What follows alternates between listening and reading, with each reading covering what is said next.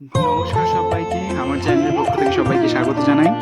এই আষাঢ় মাসে অমাবস্যাতে আমার বাড়িতে ছোট্ট করে মায়ের আনাধরা করা হয়েছে, সেই বিষয়টাই তোমাদের সবার সামনে তুলে ধরলাম। এখানে দেখতেই পাচ্ছ মায়ের সব কিছু বাজার টাজার করে রেডি করা হয়েছে। তারপরে এখানে মায়ের ভোগ রান্না হচ্ছে। আমার বাড়িতে সেদিন লুচি, সুজি, পায়েস, মিষ্টি, মিষ্টান্ন, ফল ফলাদি, আলু পনিরের তরকারি সব কিছুই হয়েছিল। মায়ের জন্য যতটা পেরেছি করার চেষ্টা করেছি। তার সঙ্গে মায়ের সাজগোজটাও সম্পূর্ণটা আমার নিজের হাতে করা। দেখতেই পাচ্ছ বেলপাতার মালা, গাঁদা ফুলের মালা পরিয়ে মায়ের শাড়ি টাড়ি সব পরানো হয়েছে। সব কিছু সুন্দর করে যতটা পেরেছি করার চেষ্টা করেছি।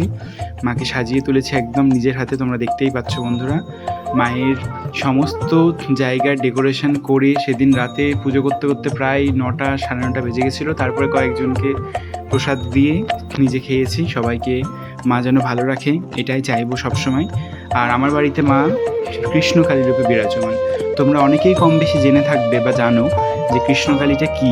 কৃষ্ণকালী আদতে রাধারানী যখন বনে স্বয়ং কৃষ্ণের সঙ্গে দেখা করতে গেছিলেন, তখন আয়ন ঘোষ সেখানে উপস্থিত হয়।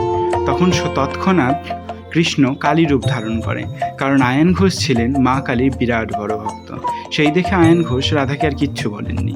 তারপর থেকেই কৃষ্ণকালী পুজোর চল আজও চলে এসছে। আমার বাড়িতে মা স্বয়ং কৃষ্ণকালী রূপে বিরাজমান।